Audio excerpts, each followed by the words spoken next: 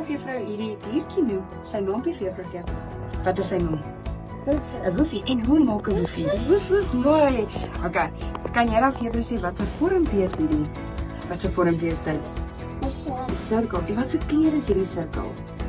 Pink. En kan jy vir juffrou wys hoeveel sirkeltjies is daar? Kan jy vir my tel? Tel bietjie vir juffrou.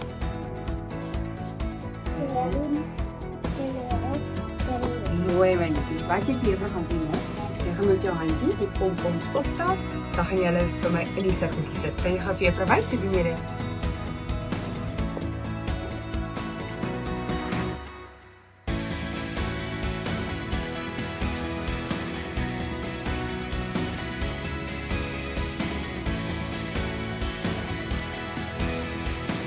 Okay, so die aktiwiteit wat ons hierso toegepas het, help met die fynmotories. Dit help om die kinders te leer om potter vashou, as wat ons die hele dag hier vashou om te skryf, so help om daai beweging te kry.